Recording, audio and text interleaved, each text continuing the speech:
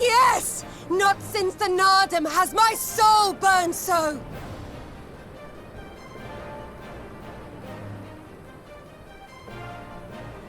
Come, we have only just begun.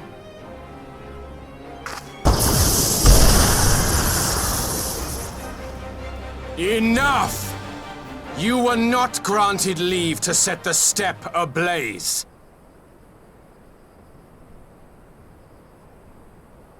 Well, well, the sun has come out to play. Be gone, Moonstruck Oranir! I am busy! Fool of a Dothal! Have you forgotten the face of your master already? The sun will never set! From his seat on high, he reigns over all, now and forever.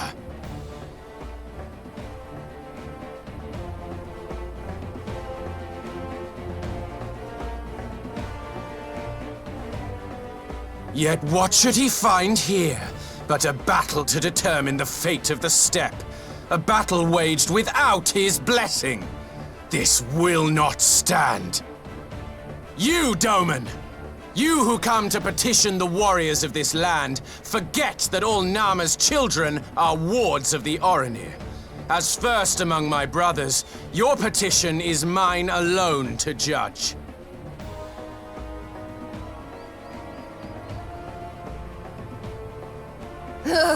These words are as wind from a horse's backside. Plentiful, but your axe sings more sweetly. Let her speak for you.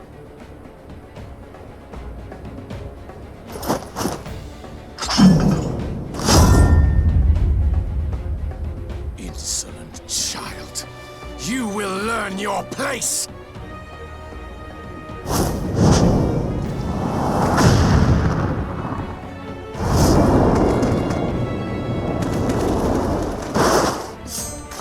Forgive me, Brother Magni, but we have an arrangement with the Dothal.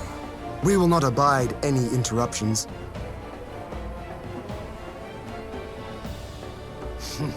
So be it. The sun will pass judgment on all. Daidakul, join me.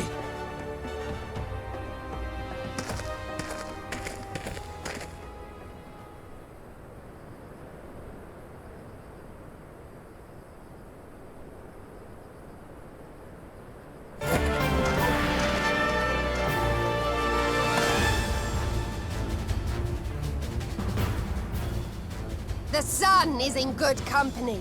We may dance alone.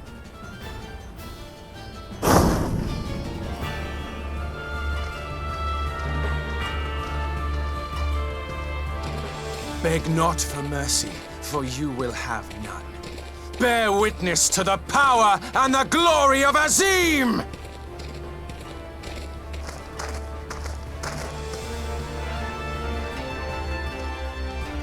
Constantly at each other's throats like rabid dogs. Gods, I'm turning into her. I have not the patience for this, but if we must fight, let us at least be brief. Come.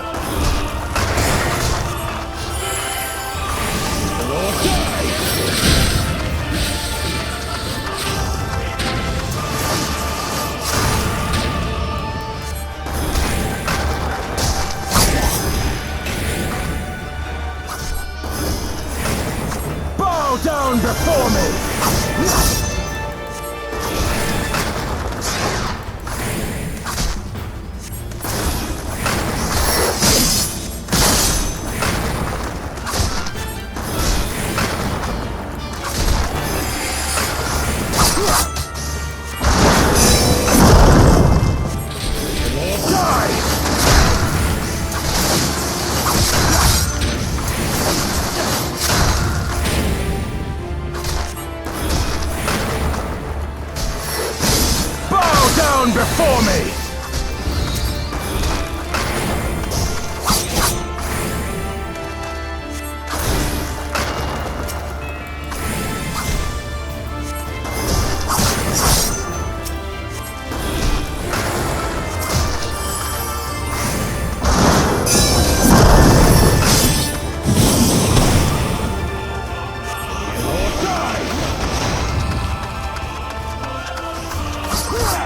Down before me!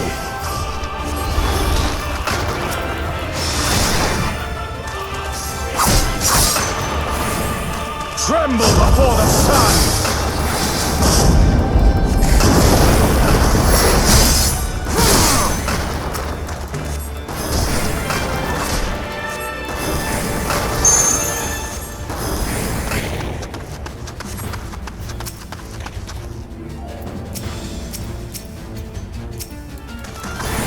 Let us be about it!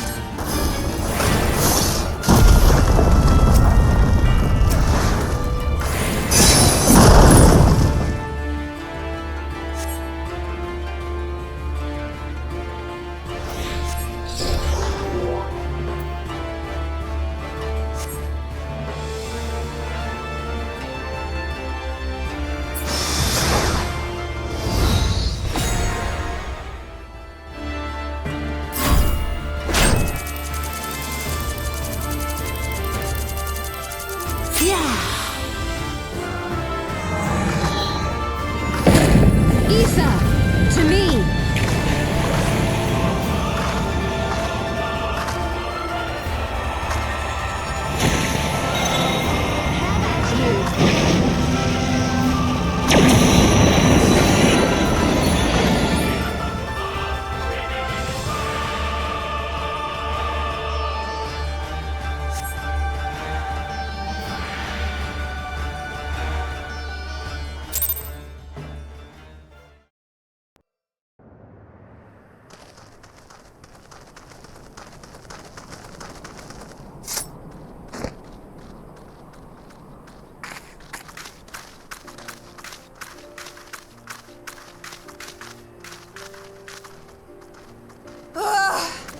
Never have I felt such bliss in defeat.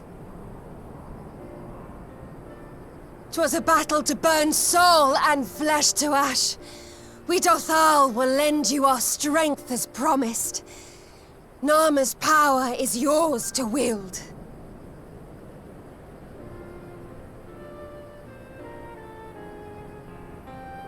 What does the sun say to that?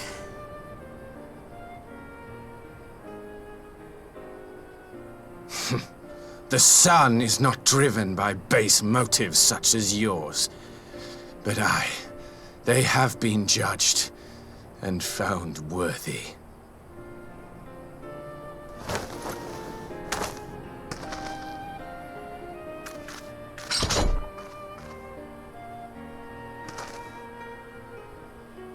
It is the way of the Oranir to accord recognition and respect to the strong. You have made sufficient proof of your strength. The sun shall answer your call. You have our thanks. We are glad to call you allies.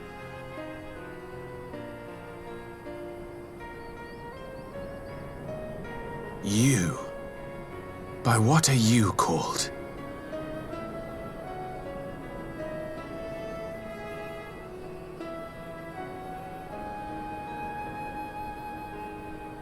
You stole her. Why? Are you my Nama?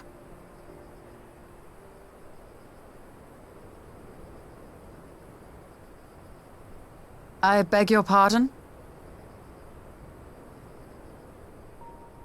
In battle, you shone with all the majesty of the full moon's light. Your healing touch, the embodiment of the Dusk Mother's love.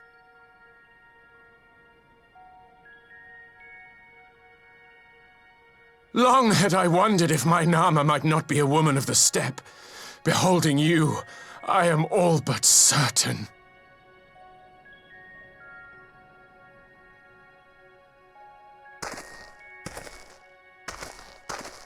Now, look into my eyes. Could it be? Could you be?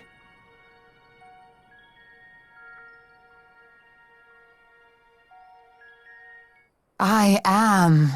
Not interested, little son. Try again when you've become a man. Little?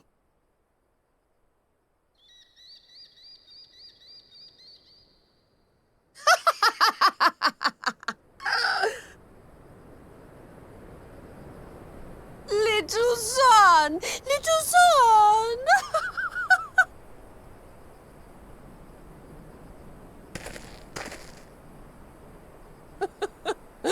Does it pain you, little son? Crave you salve to soothe the ache? Fire to sear the wound in your heart?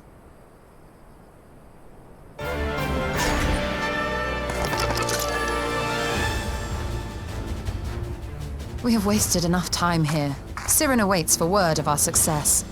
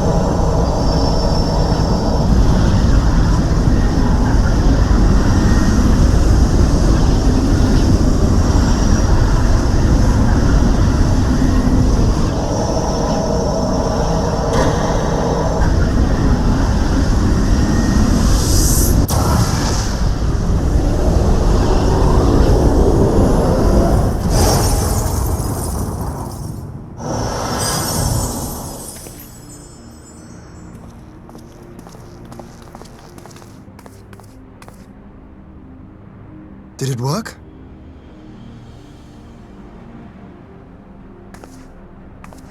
It did. Ether may flow freely to the burn once more.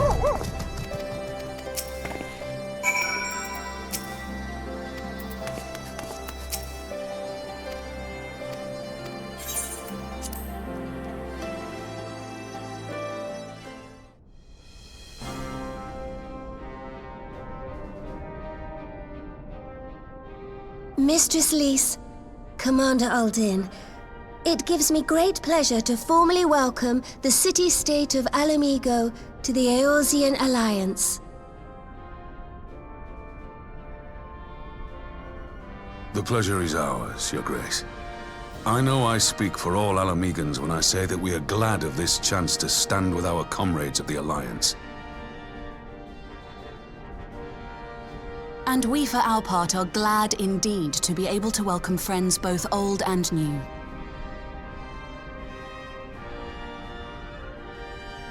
Lord Hien of Doma, at your service.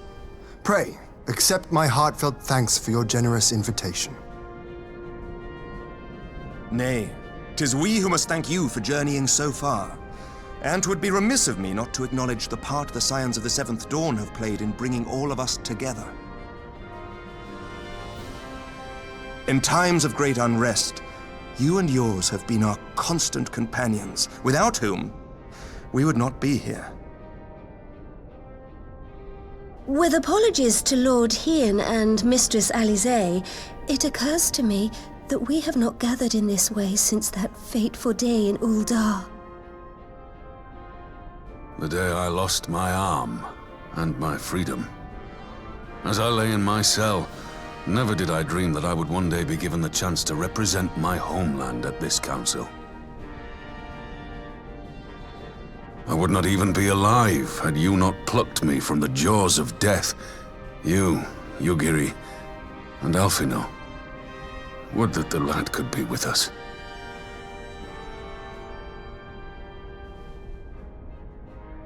I too owe my presence here to Alphino, in so many ways. Until such time as he returns, I mean to carry on his good work as best I can.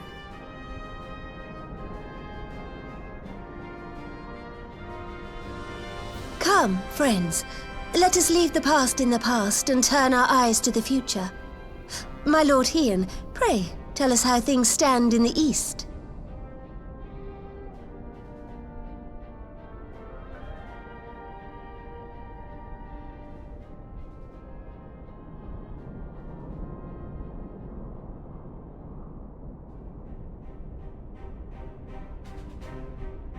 Having heard the rumors of dissent in Garlemald, I dared to dream of a peaceable solution. The Empire will not so easily change its ways. If the Garleans have a mind to take back Doma and Alamigo, we'll be hard-pressed to stop them, even with the might of 6 nations. But while we lack the strength to fight the tide, a course may yet present itself, if we read the winds aright. The winds suggest but one course to me. One which leads from the sea unto the river and thence to the source of all our woes.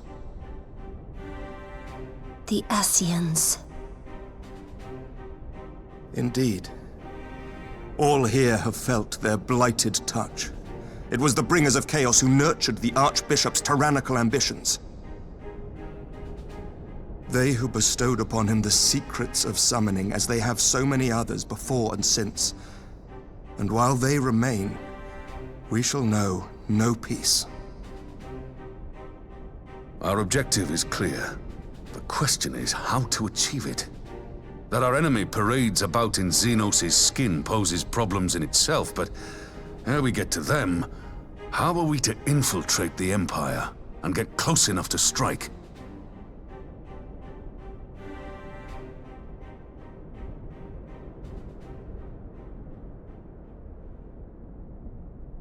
While I see the wisdom in targeting the Ascians, an assassination attempt on Garlean soil would do little to aid our cause, even were it to succeed.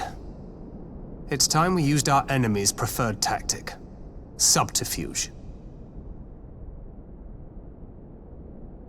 You have an idea? Speak your mind, Master Thancred. None here know the enemy better than the Scions, and you mayhap best of all. Whatever it is you propose, we will give it fair hearing. On that you have my word. Very well, Admiral. My proposal is thus. We dispatch the shinobi to Imperial territory, There, they sow the rumor that the Crown Prince perished in the battle for Alamigo, and that the man parading around is in fact a corpse inhabited by a servant of darkness.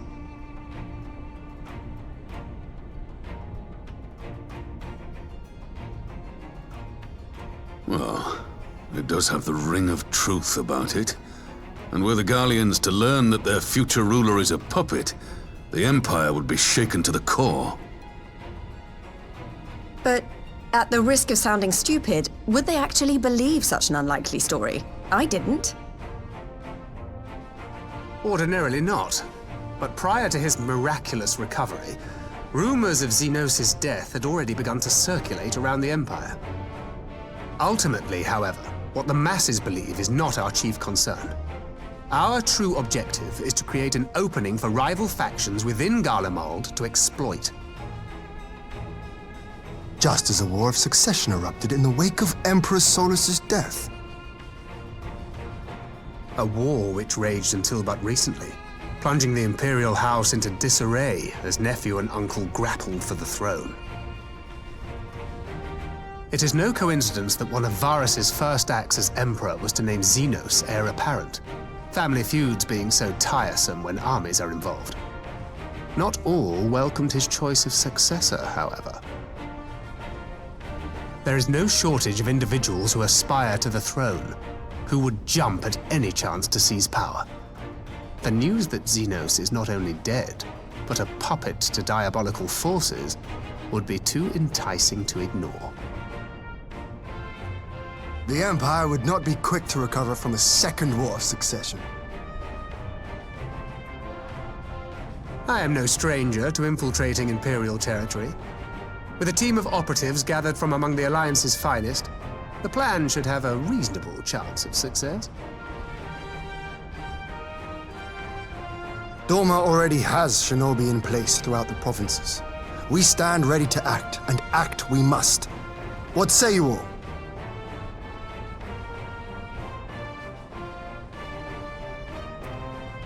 I'm for Master Thancred's proposal. We shine a light upon the Ascian and test the Empire's unity. 'Twas his plot that scuttled Doma's negotiations, was it not? Why then, if we can eliminate him, there may yet be a chance for peace. Let us wage this war of subterfuge, that we may one day lay down our arms. Gods know we never will while the Ascians remain.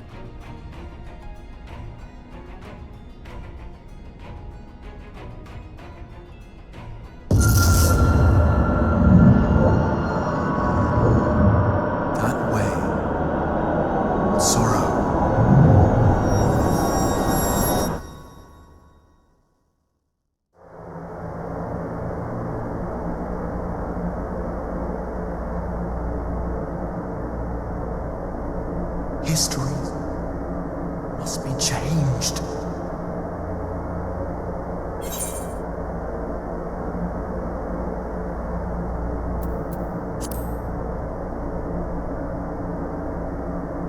Ahead looms a calamity.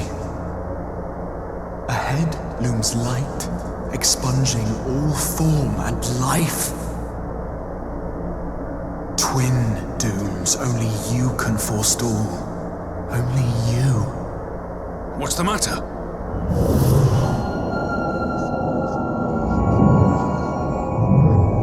There's a voice! Spies in our midst?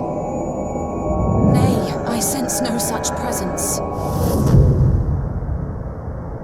Let expanse contract. Eon become instant. Throw wide the gates that we may pass.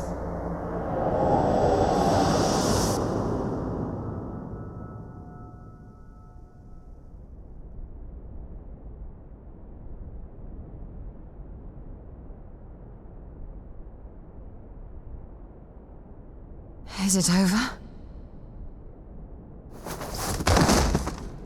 Master Thancred!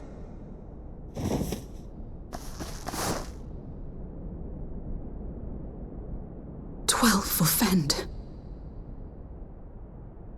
Bear him to a private chamber. Have every healer make ready. Swiftly!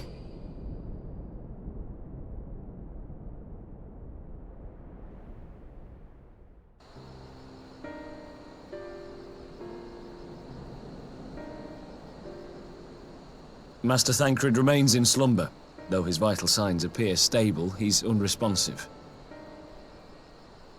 What could have done this? And why just him and not the others?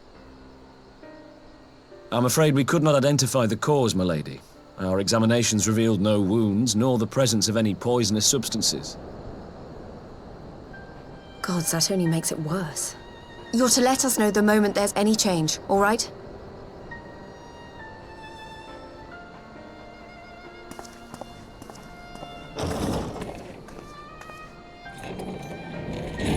Thank you for coming. Knowing Thancred, he would apologize for being otherwise engaged at so crucial a juncture. In gifting us a course of action, Thancred sowed the seed of all that is to follow. We have but to nurture it as best we can. To him, I would say, rest easy, that he may wake to enjoy the fruits of our labors. Now, the matter of the mysterious voice must not be forgotten. Will you tell me exactly what happened? Alize and I heard a voice in the moments before Thancred collapsed. It was accompanied by a severe headache, as if something were clutching at our minds. Did you experience the same thing?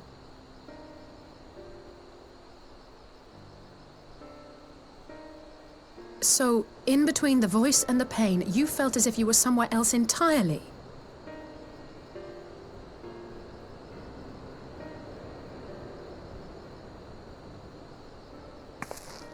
Your testimony confirms my suspicion. That which you experienced was, I believe, your soul being plucked from your flesh. Called. Called?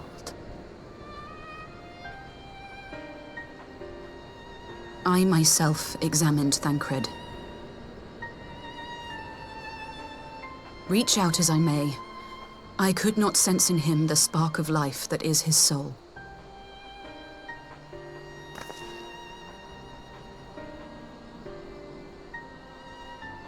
That Thancred alone was stricken so is likely due to his heightened sensitivity to the effects of ether, a consequence of his prior possession by the Ascian La Hebrea.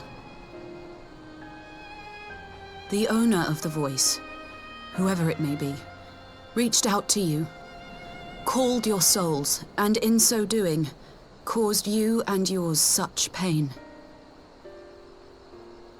But if that's true, where exactly are we being called to?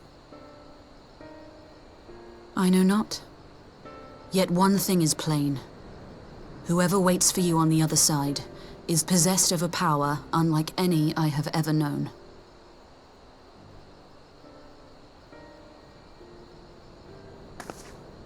Forgive us, Lys, but may we leave Thancred in your care for a time? As if you had to ask. I may not be a scion anymore, but I'm no less a friend. Don't worry. I'll see to it that Thancred's well looked after. Just focus on solving this mystery, all right? Thank you, Lys. As the Elder Seedseer says, 'tis no ordinary individual we are dealing with. Nor can we discount the possibility of Ascian involvement. Whoever or whatever is behind this, the sooner we find out, the better.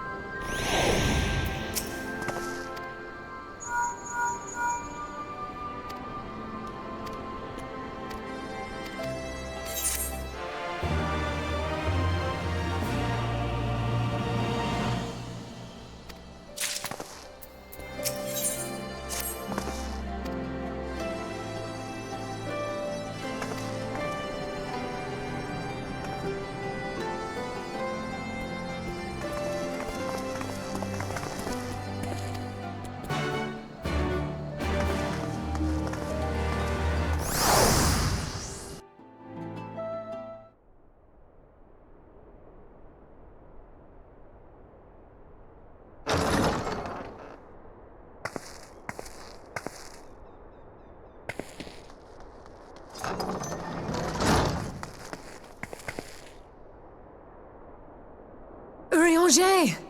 Gods, it's good to see you.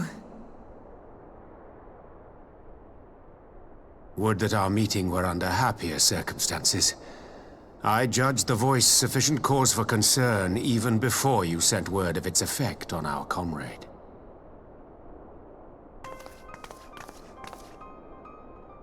You heard it too, then?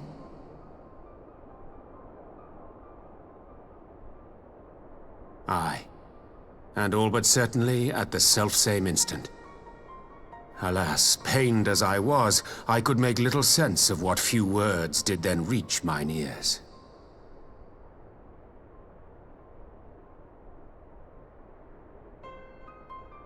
Who do you think is responsible? Could this be the Ascians doing? That I cannot say. Not when so little is known. Ere I indulge in speculation, I would examine Thancred with mine own eyes. To Alamigo, then, without further delay. One other thing. During my visit to the Far East, I observed a strange phenomenon. Thou referest, I presume, to the localized reduction in etheric density. Well, that spares me the trouble of an explanation. Yes, I noted precisely that at two apparently unconnected locations. I take it the phenomenon is not limited to the Far East. Indeed not. Of late, our agents charged with surveilling the beast tribes have spoken of little else. In every corner of the realm, they tell of places in which the ether hath grown thin. Naturally, my suspicions first turned to primal activity, but the areas thus affected betray no evidence of summoning. I must confess to being quite perplexed. If the same phenomenon is being observed in multiple locations on opposite sides of the world, we may safely discount regional factors. Needless to say, this warrants further investigation. Indeed, I shall make it my task to.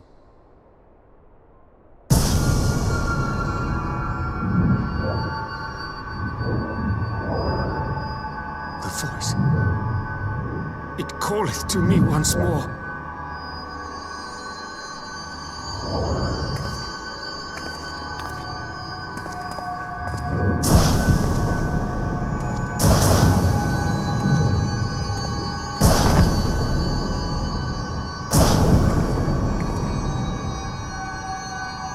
I hear it too.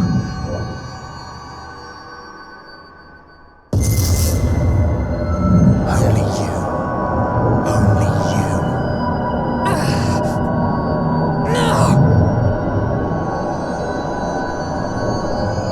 Ishtola!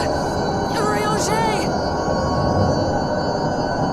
Throw wide the gates.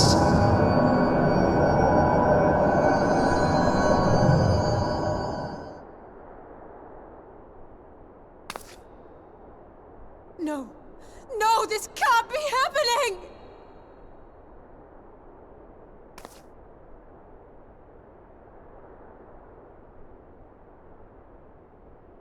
Y'shtola! Urianger! Open your eyes!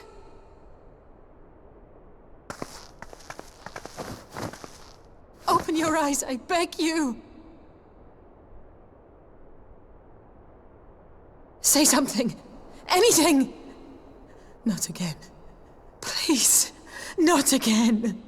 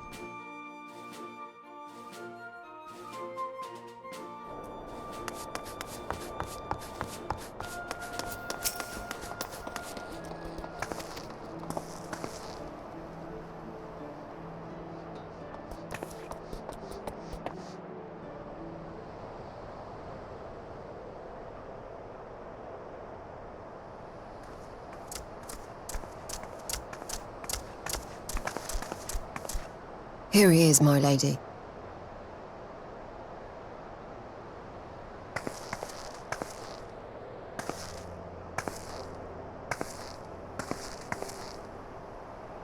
Gabu, it's been too long.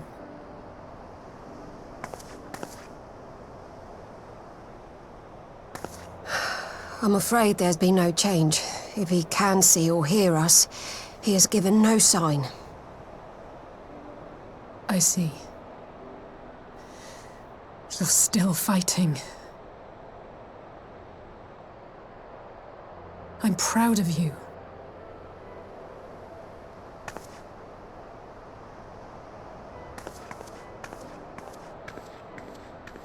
We promised that we would come and visit you together, didn't we? Alphino and I. I'm sorry that we haven't managed that yet.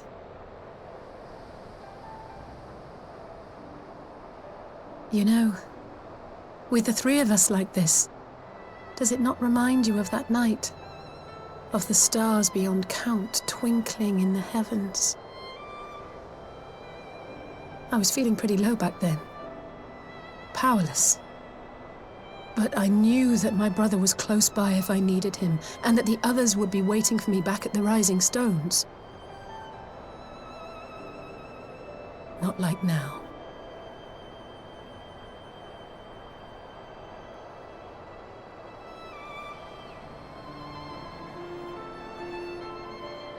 I've seen my share of trouble since coming to Eorzea. Been reminded again and again of my limitations, of how little I can change about this world. And I've come to know the sorrow of parting all too well.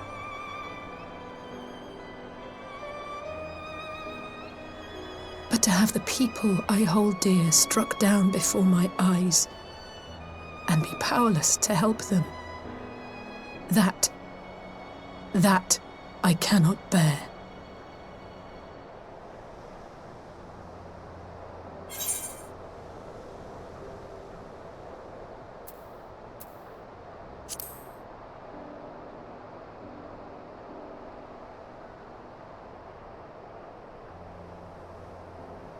And for that, I am grateful. I don't know what I'd do without you.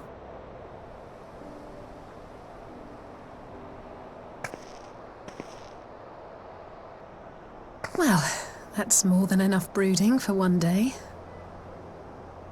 Come on, we have friends to save.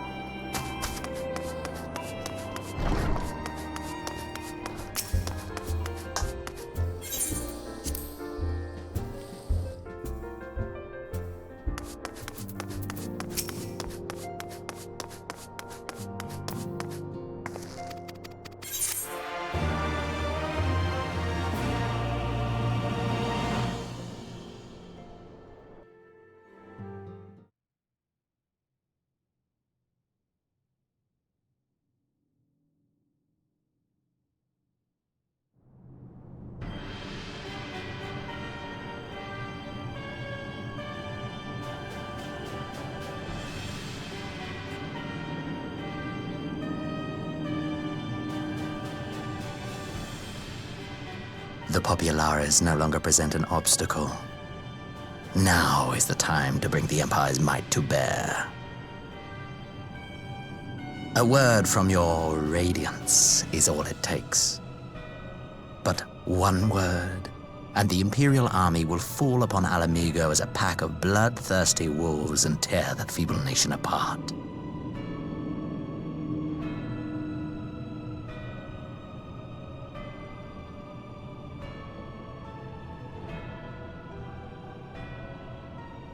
Have you no words for me? Despite the lengths I go to, an emissary playing the part of a fool. When first I took this face, I swore to use all of my knowledge, all of my power, to further the cause of the Empire.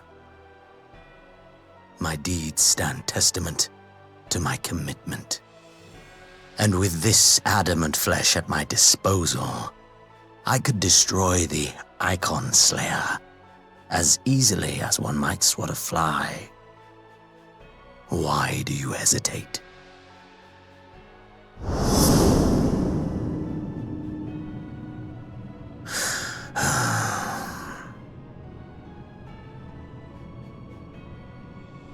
Our enemy is resourceful. Though victory is certain now, it will not remain so indefinitely.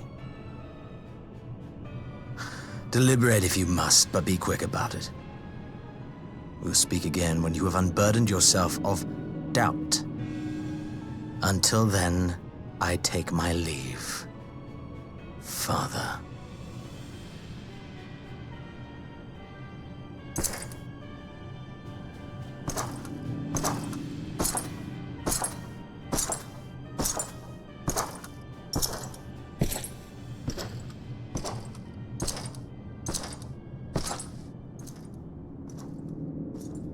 I should be the one to sigh.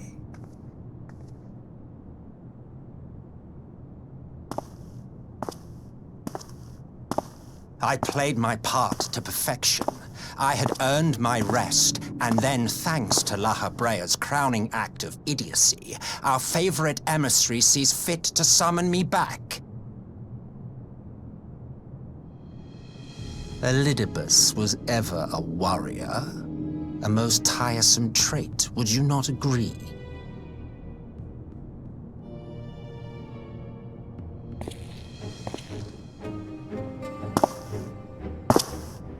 What? Have you no words for me either? No matter. I've long grown weary of this mummery. Now, my dearest grandson, let me remind you of your place in the simplest of terms.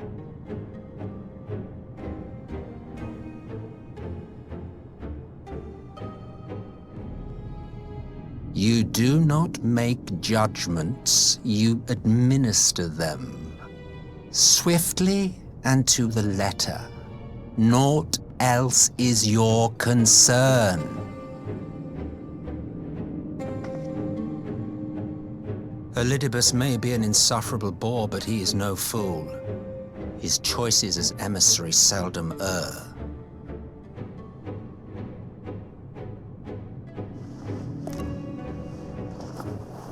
If aught threatens the balance twixt light and dark, it falls to you to remove it. Be it by your own hands or by your armies, you have ample means at your disposal.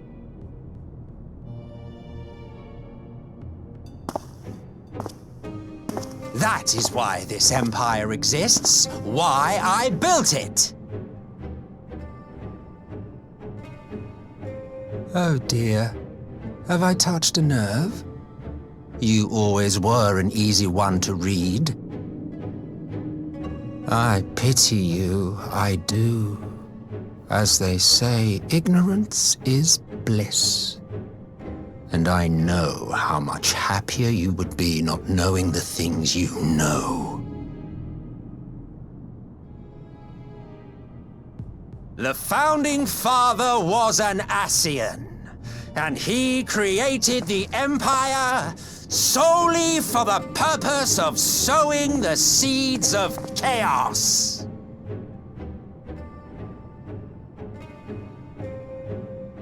Don't take it personally. I merely do my duty. To bring about a calamity requires no small amount of power. And there is no surer way to obtain such power than by collecting powerful pawns. To that end, I have labored long and hard, and I must say I am quite pleased with my handiwork, paltry though it seems in comparison to Alec.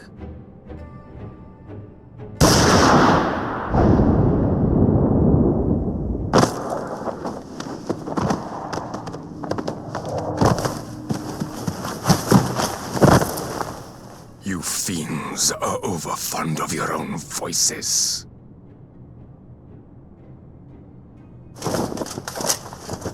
Mark me, Ascian. Man is the master of his own destiny.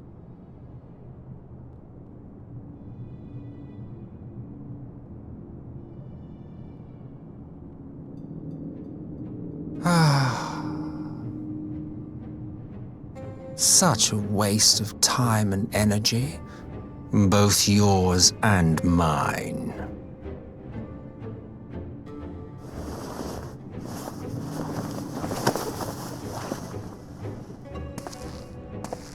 Lest you forget, you are Emperor now. If you wish to spout drivel about man's destiny, save it for the masses.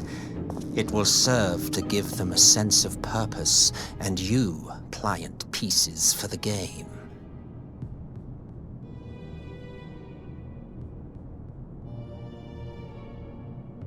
Oh, do stop sulking, boy. You, of all people, should understand. Ours is a struggle to restore both mankind and the world to their rightful state. Viewed thus, our goals are one and the same.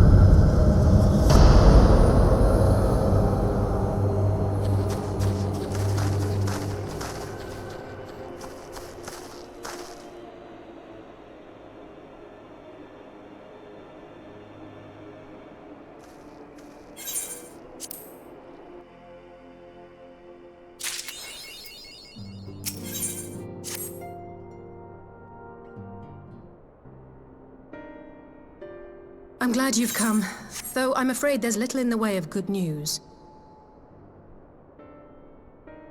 After you left, we reached out to both the Alchemists Guild and Stillglade Fane and attempted all manner of treatments. But the results were always the same. Whatever the answer is, it's not alchemy or conjuring. Why did it have to be Y'shtola and Urianger and not me? Out of all of us, they are the ones who could feasibly have solved this puzzle. And Elfino's still missing. Gods, it's all going wrong. Where do we even start? A grave situation indeed. Might I be of some assistance?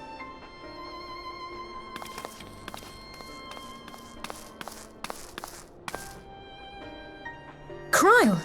I did not think you well enough to travel.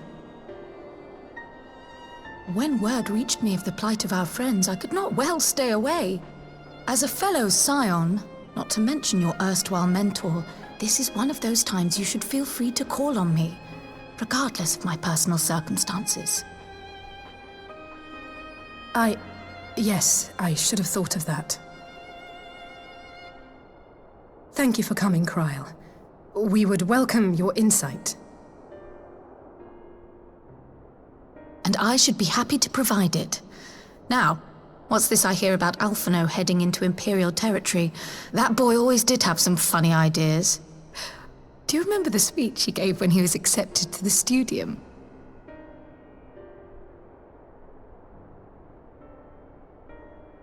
My life's goal is naught less than the salvation of this star.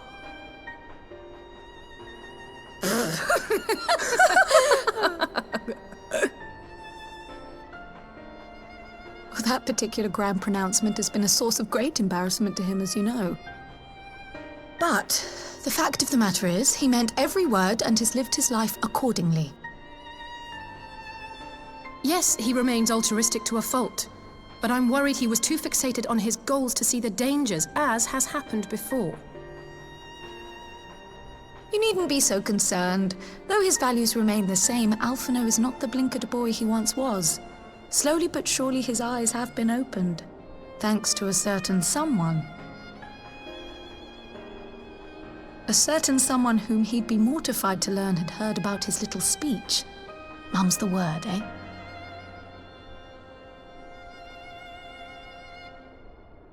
Right, I'd better have a look at our patients.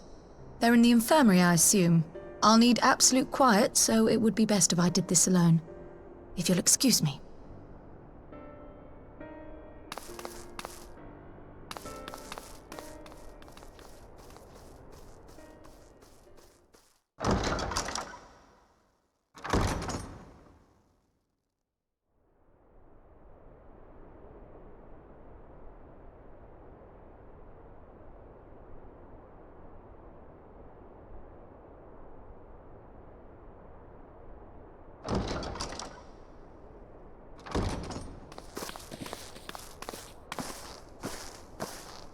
All three are in fine physical health. At a glance, I would say they were merely sound asleep. Except for the fact that I couldn't sense the slightest trace of them in their bodies. It's as if their souls have taken leave of their physical forms. Ah, yes. The Elder Seedseer made a similar observation. I've read the report. When you heard this mysterious voice, you described feeling as if you were somewhere else, yes? If we assume the ether which comprises your essence is being drawn to some other place, then it may be possible to follow the trail it leaves behind, just as we did in our search for Thancred. I wasn't around for that, but I can't imagine it was easy. Oh, it wasn't. But that's no reason not to try. I will have need of Master Matoya's crystal eye if I'm even to make the attempt. So I suggest we pay her a visit.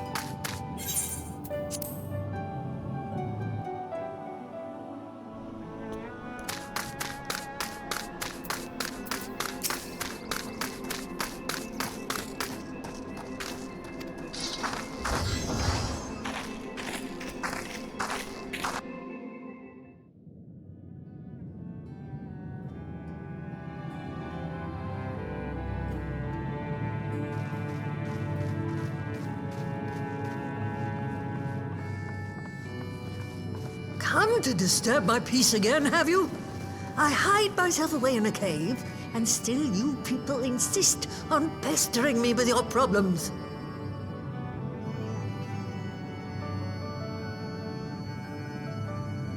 Oh, I mistook you for young what's-his-name, but I see now you're the sister. Weren't you supposed to be the lively one? I've seen happier faces at a rain-sodden burial. Well, I'm sorry to dash your expectations, but the situation isn't exactly conducive to gaiety. Ha! That's more like it. Stoller used to spit and hiss like a wildcat too. Better for a young thing like you to be filled with fire and leave the doom and gloom to your elders.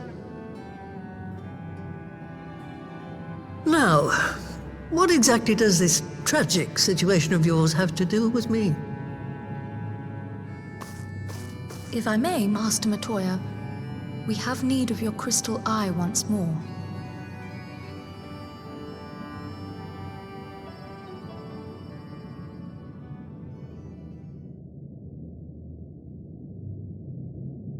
And Stoller is one of the afflicted, is she? Very well. She may be an ungrateful stray, but she's my ungrateful stray, and I'll not see her buried before I am.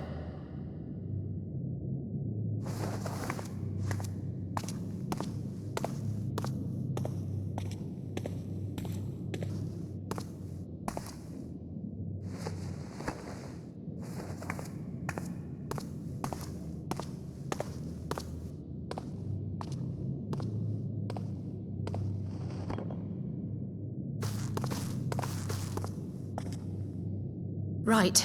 Let us see what we can see. I'll begin from where our friends first fell, and cast my senses out from there.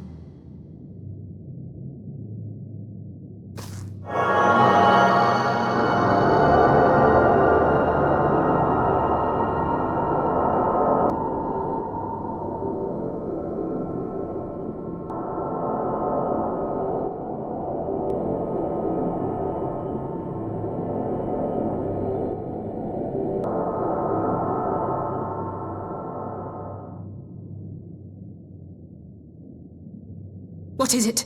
Did you find them? This doesn't make sense. How is it even possible? How is what possible? Kryl, what did you see? The threads, they just ended. And no, I didn't lose track of them. I followed them as far as they went. It's as if they were cut off. Could the ether have dissipated if it had? Oh gods! Their bodies are just husks. It's like the broodmother's daughter all over again. No, this is different. The Kalyana girl was already dead, body and soul, when Lakshmi effected her resurrection. Aye, let's not jump to conclusions. If their physical forms yet breathe and show no signs of wasting, then it follows that their souls must still be intact somewhere. But where? That's the question, isn't it, girl? Death has not taken them to the ethereal sea, yet there are no tracks left for us to follow.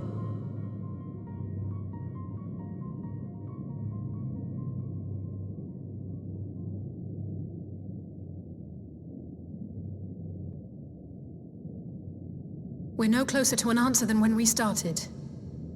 But knowing their souls are still out there is progress of a sort. We just have to keep looking. Pray, excuse me a moment. Yes? I remember, but... What, to Alamigo? We're on our way. That was Lise. Apparently, a group of Populares have defected to Alamigo, and Maxima, the envoy Alphino left with, is one of them. I'm sorry. I realize we've barely begun here, but... Go, child, go! You've made up your mind, and life's too short for dithering. I'll do some digging in the meantime and see if there isn't some other method we could use to continue the search. Let's be off then.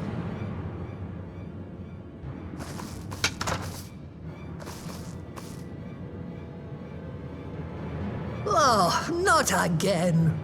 The enchantment barely seems to take these days. I chalk it up to old age, but I rather doubt it's that simple.